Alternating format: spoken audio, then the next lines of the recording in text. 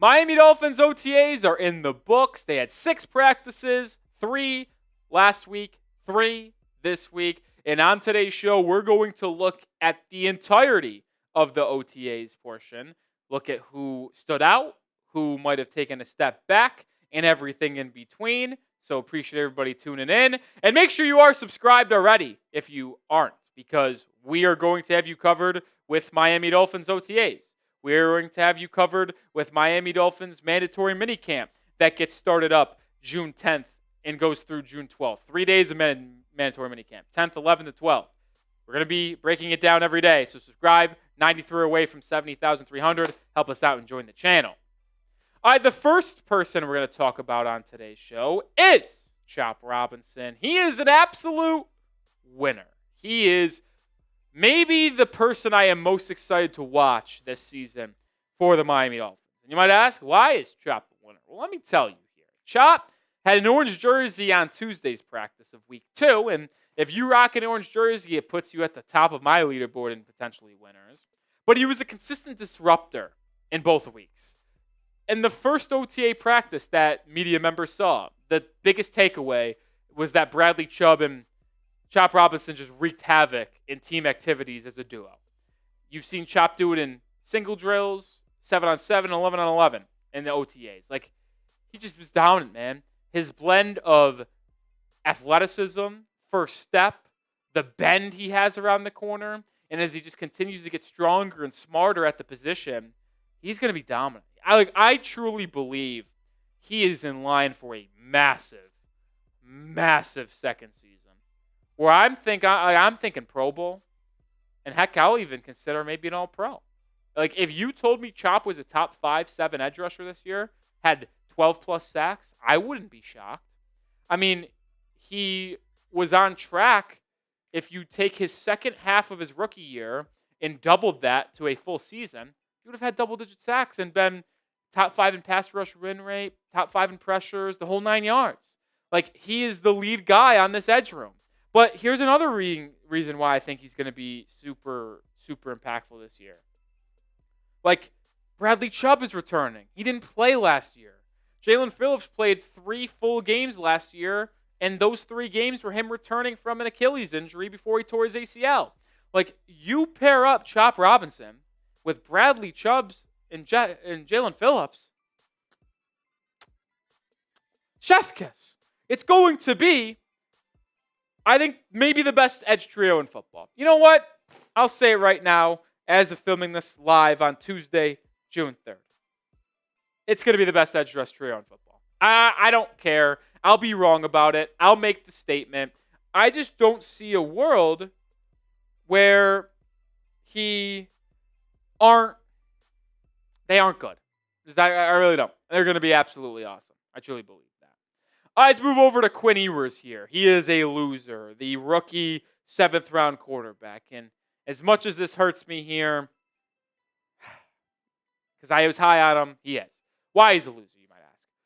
Couple interceptions over the couple weeks. Not good at all. And he was up and down overall. He just was. He's very inaccurate, missed a lot of throws, and he just did not look good early in the process. Now, am I concerned? I'll tell you more about that here in a second. But I do want to know your thoughts down in the comment section. Are you concerned with Quinn Ewers having a couple interceptions, being very up and down so far? Type Y for yes, type N for no. Let me know your thoughts down in the comment section. And right after this YouTube ad break, I'll tell you my thoughts down below.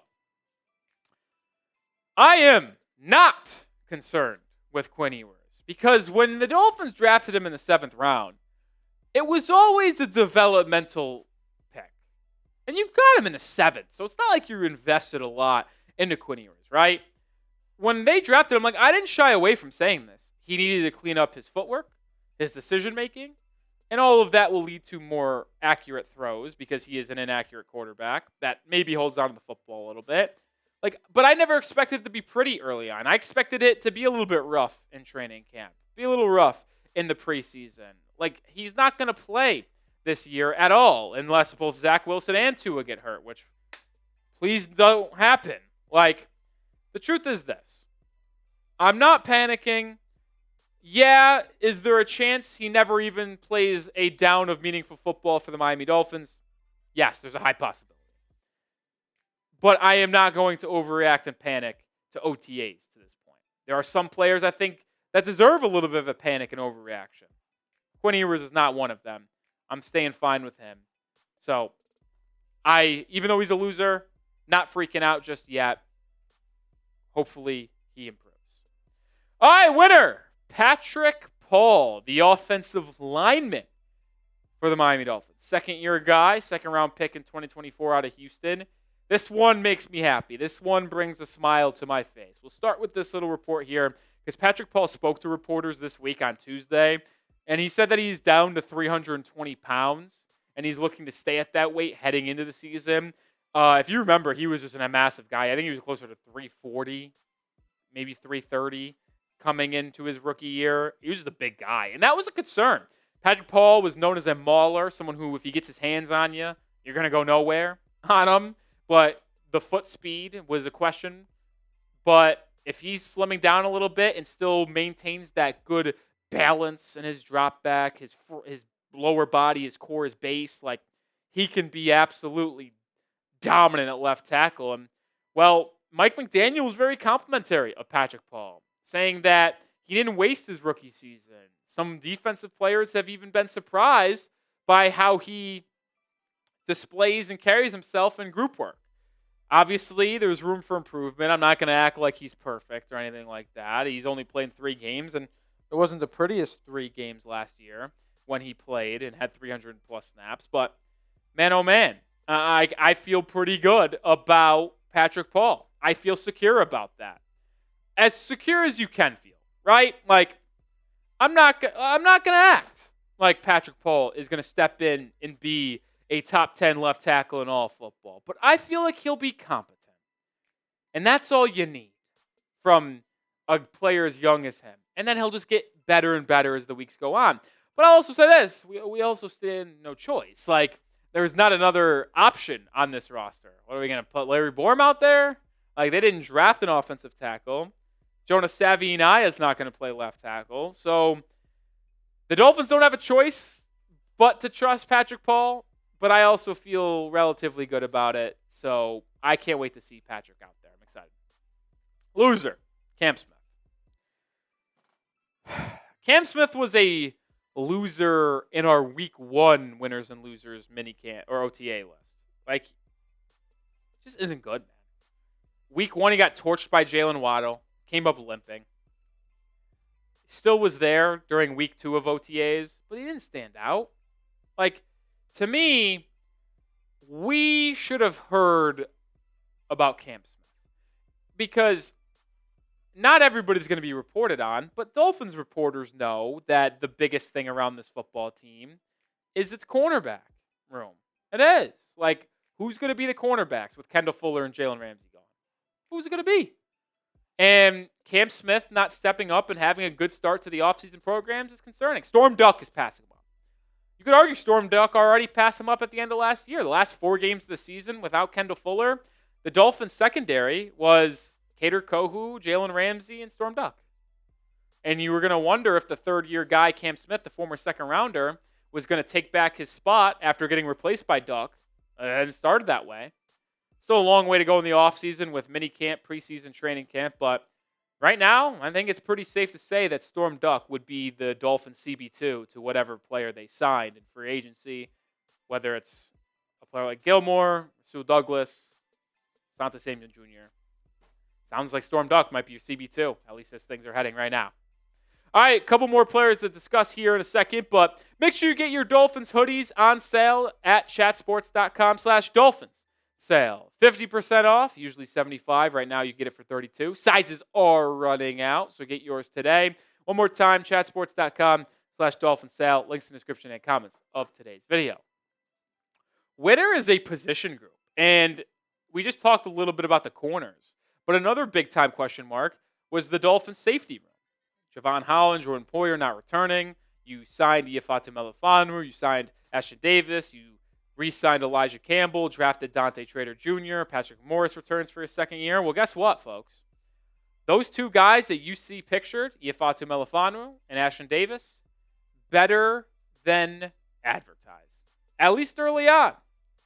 Melifonwu made really good plays during week 2, intercepted Zach Wilson, and made some other good plays in coverage during the second week of OTAs. Travis Wingfield spoke on how fluid and good Ashton Davis looked at that free safety position. And then you even heard a little bit of buzz about Patrick McMorris looking solid in both team and individual drills. So you're starting to see some positive momentum for these safeties, whether it be Davis, Melifonwu, or Patrick McMorris, and that's good. Like, I know some people feel that this safety room this year is going to be better than last year's. I'm not really to say that.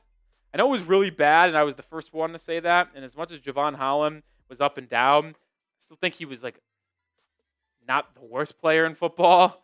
Poyer was very up and down. We know that. But I do feel better and better as time goes on about the safety room than I did probably 3 weeks ago. So that is a good thing.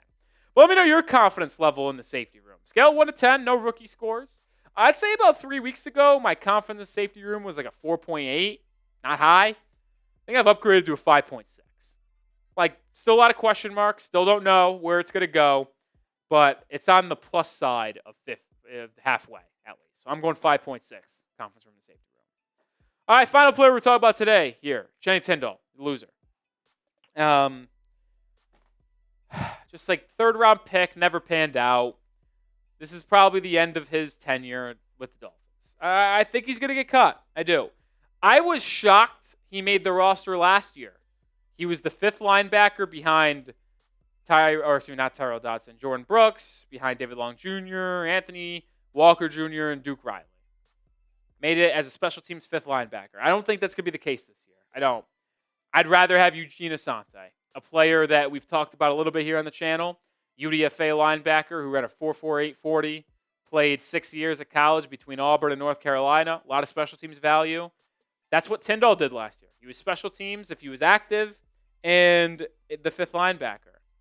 If I'm keeping that position on this group, why not give me a younger, more athletic player that we just don't know more about, right? Like, we could have something there, potentially. I'm not saying that, but maybe. We know what we have in Channing Tindall. We don't know what we have in Eugene Asante. So we saw Asante have an interception during the second week of OTAs off a tip pass from Quinn Ewers. If he continues to show flashes, I really think Channing Tindall's spot on this Dolphins roster could be goodbye. But we'll continue to have you covered with everything Miami Dolphins, OTAs, minicamp, everything in between. So hit that sub button. Join us on the channel as we continue to have daily coverage of the Miami Dolphins.